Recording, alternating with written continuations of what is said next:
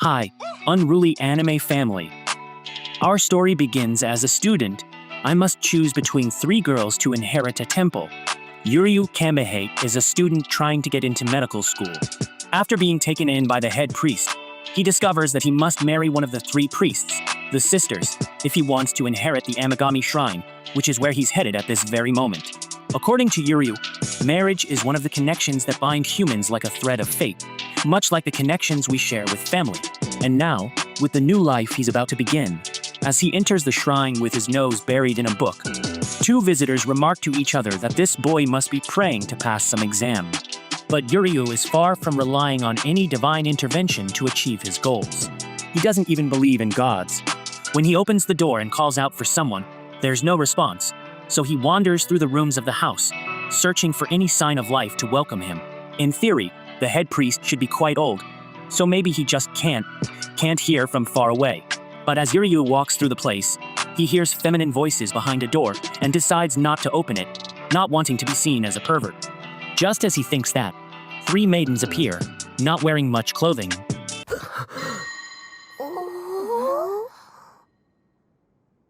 One of them offers her hand to the boy, as he had fallen backward from the shop. But since he doesn't respond, the girls return to their room and Uryuu decides to pretend he saw nothing. However, the girls come back now fully dressed, and the red-haired one is furious, ready to exact revenge on the insolent guy, throwing salt on him to purify him. The black-haired girl thinks they should tend to the boy who's now bleeding, while the blue-haired one is surprised that people still get nosebleeds when they're startled. Once the initial shock wears off, the four of them gather, and Uryuu explains that he'll be living there from now on and says it's a pleasure to meet the priestesses. The redhead, however, asks if his pleasure comes from spying on innocent maidens changing clothes. Though Uryuu tries to justify that it was an accident, she doesn't let up and remains furious. Putting that aside, he asks where the head priest is. The black-haired girl, visibly the most welcoming, informs him that he'll only arrive tomorrow and introduces herself as Yi Amagami, assuring the boy he can count on her as she's the eldest at 20 years old. The blue-haired one chimes in saying that Yi might be the oldest, but she's also the most childish. On the other hand, being the youngest, Asahi Amagami expects to be pampered by Uryuu and treated like a little sister as she's only 14. Lastly, Yuna Amagami, at the ripe age of 17, exclaims that she still hasn't accepted the intruder as a family member, as she dislikes the idea of men living there. Uryuu doesn't care about her opinion because he came to study, not to play house with his English vocabulary book. He just wants his space to focus on reading, nothing more. Seeing that, Yuna stands up and promises to keep an eye on the outsider, saying he'd better behave if he wants to eat. Also, she intentionally gets his name wrong just to annoy him, leaving him visibly frustrated. Next, Yi shows him his new room after personally cleaning it, though the closet is an absolute mess. While trying to pull out the futon mattress from the back, the girl ends up causing the clutter to fall on top of her, and Uryuu ends up serving as her cushion. When Yuna arrives to see what all the noise was, she finds her sister on top of the guy's face and decides to punish him with aggression, assuming he's a pervert. After all that chaos, Uryuu finally gets a moment of peace to focus on his studies. But it seems Asahi isn't willing to leave him alone. She thinks it's the perfect time for the two of them to get to know each other better, but Uryuu tells her to back off like she's some kind of pest. Asahi gets offended, thinking that as a beautiful girl, being shooed away by a guy is ridiculous, so she questions whether he's really a man. Since he doesn't respond directly, she looks for a girly magazine in the noble boy's suitcase, tossing his clothes around like there's no tomorrow. Uryuu tries to stop her, but he trips over one of the discarded garments and ends up falling on top of her. Of course, Yuna walks in at that exact moment and sees Uryuu in yet another compromising position. Naturally, the redhead gives him another beating. Sometime later, Uryuu can no longer focus on his studies, so he decides to wash his face to clear his mind. As he crosses the hallway, he notices a slightly open door and peers in to see if anyone is still awake. Inside, he finds Yuna passed out on the floor without a blanket. When the girl sneezes, he decides to cover her, but she wakes up at the worst possible moment and assumes he's up to no good. Yuna struggles and kicks the poor guy, causing him to fall on top of her. Asahi and Yi rush into the room after being awakened by the noise, and we can already imagine the scene. Uryuu is on top of the redhead again, but instead of reacting the same way, the other two girls just close the door and apologize for interrupting. Uryuu tries to convince them it was an accident, but once again he's ignored. After yet another incident, the four of them gather again, and Uryuu asks what Yuna was doing up so late. Yi explains that her sister was hand-making charms, and the redhead warns him not to touch the papers or they'll lose their sacred power. Uryuu then asks why she puts so much effort into making these charms for visitors when she doesn't even make money from it, to which she replies that it's natural for them to do so. Asahi further explains that the three sisters connect the deities with the people who pray to them because that's a priestess's duty to grant protection so that miracles can happen. Uryuu then asks why all three of them wear red cords, and Ye reveals that these cords were left to them by their mother, even though they can no longer see her since she's passed on. Yuna believes these cords unite their feelings with their mothers. According to Asahi, it's like a treasure to them. Changing the subject, the redhead asks why the young man is still awake at this hour, to which he responds that he's been studying to get into Kyoto's medical school. Yuna is surprised, having thought he was just a rude pervert, while the older one assures him that the deities of the shrine grant success in passing exams. Besides, this is the time of wish fulfillment, known as the Rain of Wishing Stars. According to an ancient legend, on spring nights when the stars fall, if you bathe in the stardust rain, your wish will come true as long as you pray to the deities every day. Upon hearing this, Uryuu laughs and says it's ridiculous because the meteor showers this time of year are small in scale and disintegrate in the atmosphere before reaching Earth. Even if one did land, it would just crush anyone with the impacts. That's why Uryuu thinks for someone to believe in such nonsense, their brain must be melted. Hearing this, Yuna loses her temper and threatens to curse the newcomer, and Yi has to hold her back. The next day, Uryuu continues his argument that amulets and prayers don't work, and since a priest's job is to connect people with the deities, he could never imagine himself in that role. Seeing Yuna struggling to communicate with a child in English at the shrine, he steps in and tells the child in her own language to take the talisman and take good care of it. After the little girl leaves, Uryuu remarks to Yuna that she should study more English to better welcome foreign visitors, and he offers to help her with that. Yuna is initially annoyed, but later admits he helped her and agrees to work on her English. Right after, a strong wind blows toward them, and a bird flies past Yuna, carrying away the hair tie left to her by her mother. She asked her sisters to help look for the tie, but the afternoon was ending, and they hadn't found anything. The sisters assured her that the deities would help, but Uryuu, tired of the talk, said that someone's wishes won't come true just because they pray. Yuna retorted with equal intensity, saying the deities would never abandon anyone asking for help. After the girls calmed the argument, Yuna told him he didn't belong here and walked away. Back in his room, Uryuu figured it was best to stay away from the redhead. Shortly after, Asahi and Yi knocked and entered, but he wasn't there.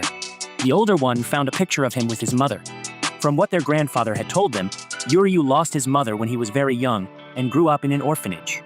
Putting the pieces together, they assumed he must have prayed to the deities every day. But his wish never came true, which is why he's an atheist, believing that only people's efforts can change their reality. Asahi joked that Uryuu was similar to Yuna because both hide their true feelings, and the middle sister overheard this part. Meanwhile, Uryuu was doing everything he could to find the tie the bird had taken, seeking redemption after their argument, but had no luck. Dirty and exhausted, he remembered the girls praying and asking the deities for guidance. Similarly, Yuna was searching for her beloved tie until she saw the young man praying at the shrine for her to find her treasure. Happy, she approached and commented that speaking the wish out loud helps the deities hear it. They both apologized to each other, and Yuna said that since he showed respect to the deities, he had met the requirements to live at the shrine.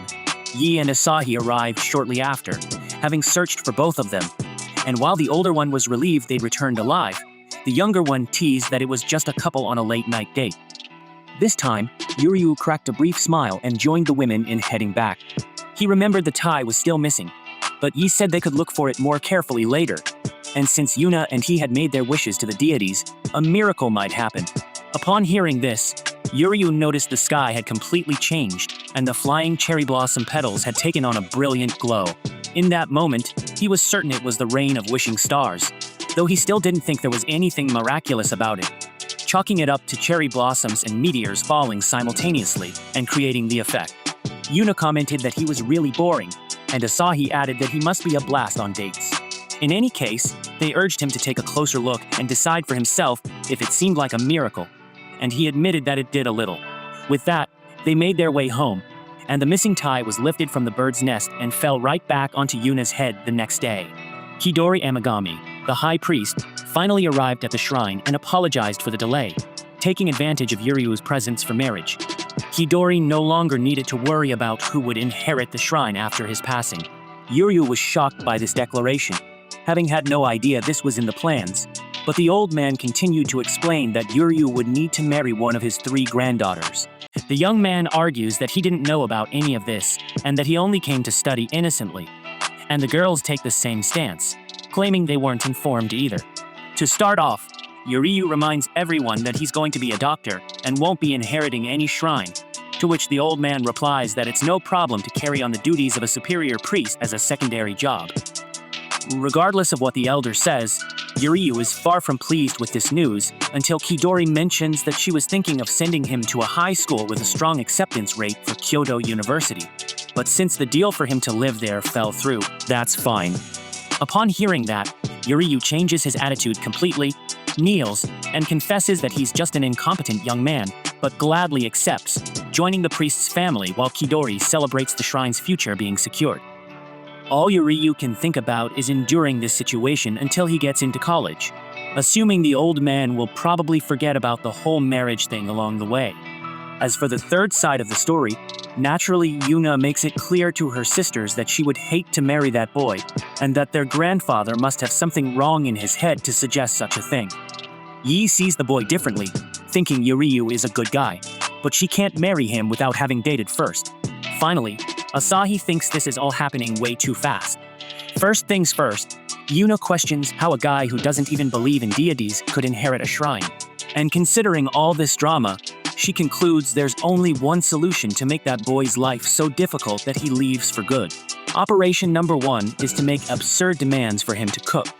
When Uryuu opens the fridge to cook something and finds it practically empty, Yuna laughs maliciously because no human being could make something with that pathetic amount of food. Nevertheless, sometime later, the boy had managed to prepare an excellent meal with the little he had, then took off his cooking apron to study, thinking that nonsense was finally over. However, as always, Yuna announces that there's more for him to do before he can go to an operation. The goal is to make the poor guy's life miserable by having him wash a mountain of clothes, especially since there's no dryer in the house, making this task exhausting. However, the sisters don't think it's a great idea because the boy will be washing their underwear when he starts pulling bras and panties out of the basket. Yi and Asahi don't know where to look, and Yuna realizes she made a mistake in the middle of the task. Uryuu loses his patience and demands to know where the pants that go with this bra are, to which Uryuu awkwardly responds that they don't always wear matching sets. After all the laundry, the clothes were impeccably clean and folded. The oldest sister admits the young man can do anything. The youngest notes that he's a pro, but the middle sister remains combative and refuses to give in to this outsider. Bearing in mind that her 2 operations have failed miserably, she announces that she'll have to use her final weapon. Uryuu is going to clean Yi's room. He's led to what looks more like a war zone than a bedroom. This is Operation 3, and this time the evil sister has no doubt Uryuu will fail. So the poor guy is left alone in that dump, where one part reeks so grotesquely that he suspects something might be rotting there. However, it turns out it's just oil paints causing the smell. Yuna notes that her sister is going to art school, which surprises Uryuu since he hadn't imagined that. Sometime later, Yi's room was spotless. The owner of the room, finally seeing the tatami mat she hadn't seen in ages, is so pleased she tells her sisters Uryuu to just live there. Asahi agrees, saying it would be great to have such a useful guy around the house. But Uryuu Kamihate makes an unexpected move by acknowledging that although it was a short time, he's saying goodbye to the girls because he can't endure such a grueling routine while having so little time to study. His mission is to get into Kyoto University, and that requires intense dedication, which he hasn't been able to maintain here. With that, Uryuu really packs his bag and leaves without looking back, leaving the girl. Asahi thanks all the viewers for saying the series is over, but Yuna reminds her that this was the plan all along, so there's no use crying over spilled milk now. Later on the subway, Uryuu continues studying English when we see that the 3 Amagami sisters have decided to follow him, with Yuna being the one who made the call, claiming they can't lose such an efficient worker. The 3 notice that the guy is always studying whenever he has a moment, and they wonder if he wants to become a doctor because of his mother. As time passes, with Uryuu leaving the subway, the trio from Japan is right behind, following the students' every step. On an early afternoon, when the sky threatened to rain at any moment, Uryuu headed toward a more secluded area with a dirt road and trees surrounding him. Up ahead, crows crowded the roof of the house where the boy entered, and the sisters began to feel like they had stumbled into a horror movie without realizing it. Yuna feels guilty for kicking the poor guy and forcing him to come live there, but before she can dwell on it, Uryuu herself appears behind her and apologizes for the mansion being in such a rundown state. Yuna immediately throws coarse salt at him, panicking even more when she sees a bunch of weird things stuck to him. Her sisters quickly calmed her down, explaining that it's none other than Uryuu and some kids. The boys then make a few comments about the noticeable size differences between the girls' chests, while Uryuu, a bit confused, asks what the girls are doing there. At that moment, a woman dressed like a doctor named Maharu Koji appears, joking about how Uryuu must look like quite the ladies' man surrounded by all these women. Uryuu flustered and quickly told her to knock it off, at least for now. They are in fact at the Kaisuke foster home, and Maharu is in charge of the place. She genuinely thanks the girls from the bottom of her heart for accepting Uryuu and asks them to take good care of him. Though the girls smile awkwardly, knowing that the reality was quite different. Maharu even goes on to say she had wondered if the girls were too pretty to end up with Uryuu, especially since all he does is study, which can be a bit boring, but once in a while he manages to be sweet. Ever since he was a kid, he would mimic whatever the doctor did, even dreaming of attending the University of Tokyo. At this point, Uryuu loses his patience, no longer wanting to hear Maharu talk about his life. He makes it clear he would never marry those girls, contrary to what Maharu seems to be implying.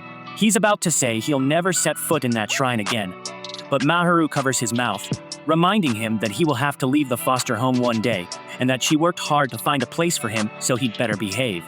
Asahi comments on how beautiful Maharu is, while he admires how well she treats Uryuu. Two kids show Uryuu some paper birds they folded, and a girl named Shirahi Surayama explains that they're folding 1,000 of them. Uryuu mentions that she's a childhood friend of his who used to live there.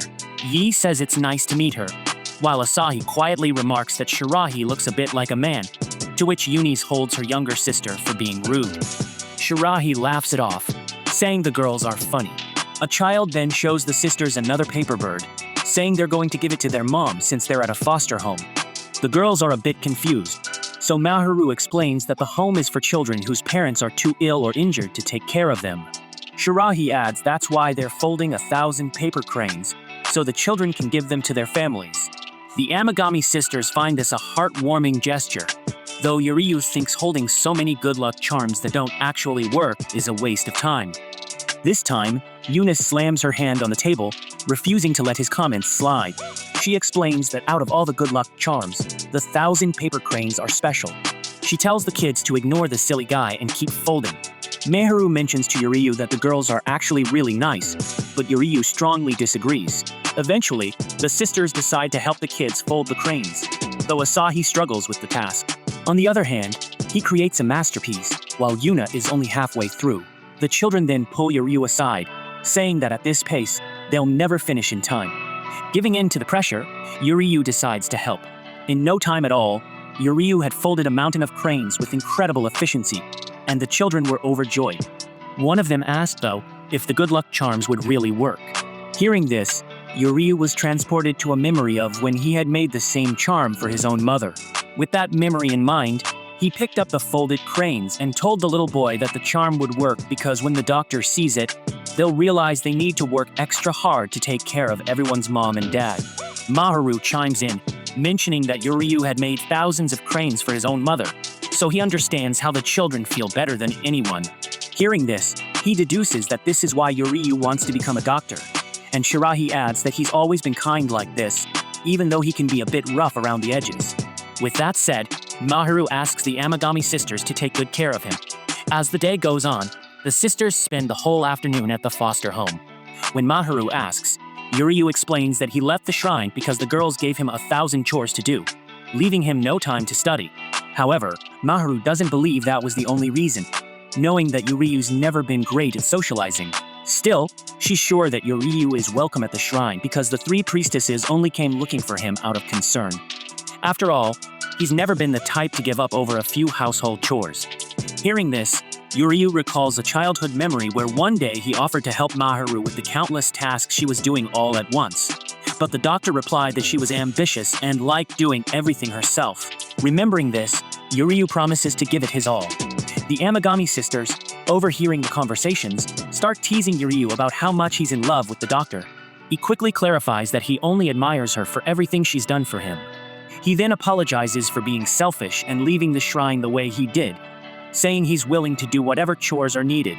Yuna replies that if they left everything to him, she and her sisters would just become lazy, so it'd be better if everyone worked together since they're all a family now. With that, Uryuu feels happy about returning to the shrine, but quickly realizes that these girls are completely useless when it comes to household chores. Whether it's doing laundry or cooking, the three of them are hopeless, meaning all the work is bound to fall on him. Kidori then arrives, pleased to see Uryuu stepping into the role of head of the household, and announces that he'll soon be partaking in an arranged marriage meeting with each of his granddaughters. I appreciate you viewing my anime recap, Unruly Family. Please let me know what you think about this anime recap by liking, sharing, and commenting. And please subscribe to the channel to help us reach 5,000 subscribers.